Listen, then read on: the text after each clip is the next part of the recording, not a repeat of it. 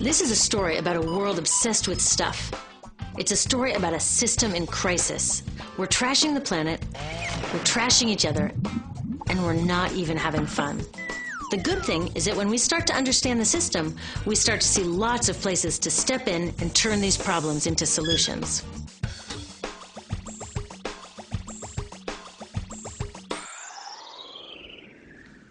Can I tell you, I love my Pantene Pro V. Of the dozen or so personal care products that I use every day, it's the one I can't live without. Says it gives my dull hair the ultimate cool shine. How does it do that? I was wondering that while I was lathering it in my hair one day, so I read the ingredients right here. Sodium lauryl sulfate, tetrasodium EDTA, methyl isothiazolinone. What is this stuff? I took this list to some scientists who know how to read it. Turns out my Pantene contains a chemical linked to cancer. And lots of other products in my bathroom, from sunscreen to lipstick and even baby shampoo, also contain chemicals linked to cancer or other problems like learning disabilities, asthma, and even damaged sperm. Like most parents, I try to keep my family safe. But now I find out my bathroom is a minefield of toxins? What are we supposed to do? To find out the answers, we have to go back to one of the key features of our materials economy: toxics in, toxics out. If, at the factory, you pour toxic chemicals into a product, like baby shampoo, you're going to wind up with toxic baby shampoo, and toxics in workers, communities, and, babies. So let's take a closer look at this toxic outrage where it seeps into our lives every day, in the bathroom. The average woman in the U.S. uses about 12 personal care products daily. The average man about 6. Each product containing a dozen or more chemicals.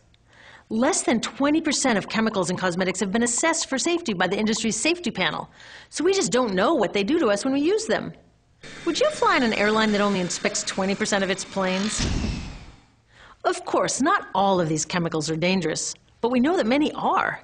Some are carcinogens. That means that they can cause cancer. Others are neurotoxins and reproductive toxins, proven to mess up brain development and reproduction in animals. Wait a minute, we're animals too. It's like a giant experiment. We're using all these mystery chemicals and just waiting to see what happens. One thing we do know is that they're getting inside us. I had my body's toxicity levels tested, and I'm loaded with things like mercury, flame retardants, triclosan, and lead. We all are. Even babies are being born pre-polluted. Now, I know we can't live in a lead-free world, but do we have to put lead in our lipstick? I don't know. Maybe it's my fault. Maybe I just bought the wrong thing. At the store, the choices seem endless. I can get lipstick in 49 shades, or shampoo for hair that's too dry, oily, fine, limp, or frizzy. But what about the choices that really matter? Like the choice to buy products that are safe? It turns out the important decisions don't happen when I choose to take a product off the shelf. They happen when companies and governments decide what products should go on the shelves. So who are these companies? This is Procter & Gamble. They're the ones offering me Herbal Essences, the #2 shampoo in the country. It contains toxic petrochemicals made from oil. Since when is oil an herb? On cosmetics labels, words like herbal, natural, even organic have no legal definition. That means that anybody can put anything in a bottle and call it natural, and they do. I mean, can you imagine a top seller called Petro Essences? Gross. What's even nastier are hair relaxers marketed to 5-year-olds and skin whitening creams. These are super toxic, both in their ingredients and in the message they send about what beauty is. Oh, here's Estee Lauder offering me a chance to help find a cure for breast cancer. That's nice. But wait, they're also using chemicals linked to cancer. Don't you think the best way for Estee Lauder to fight cancer is to stop using those chemicals in the first place? So really, I get to choose between meaningless claims on a bottle. But these guys get the real choice about what goes into those bottles. And that happens back here, at the factories where they're formulated.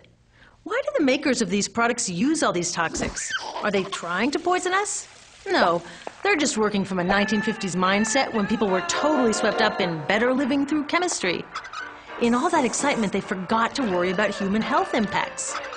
That was years ago, and they are still using these same old toxic chemicals.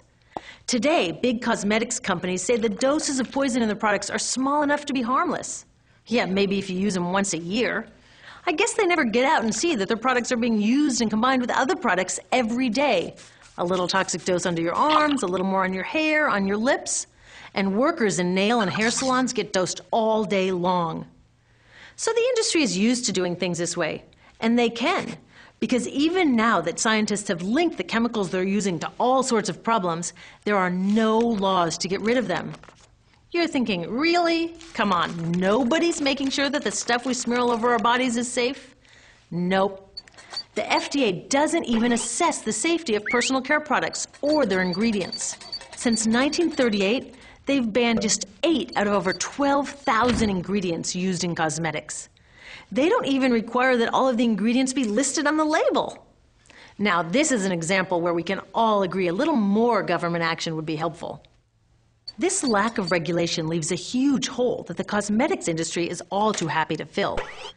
They set up their own committee to self-police their products, and compliance with their recommendations is voluntary. So the cosmetics industry is making the rules and then deciding whether or not to follow them.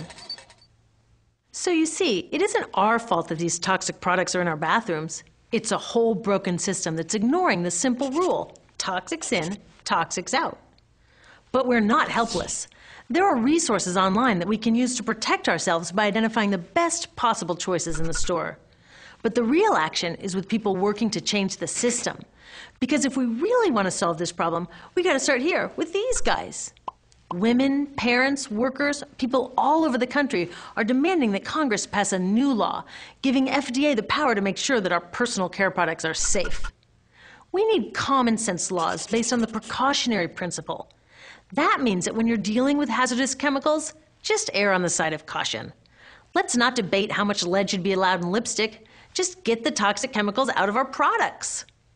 Smarter laws would force companies to get past that old 50s mindset and figure out how to get us all clean and shiny without toxic chemicals. Can they? Totally. Many responsible cosmetics companies are already putting safer products on the market. Green chemists are developing substances that are designed to be safe and non-toxic in the first place. European governments have required the removal of many toxic chemicals, and companies have figured out how to comply.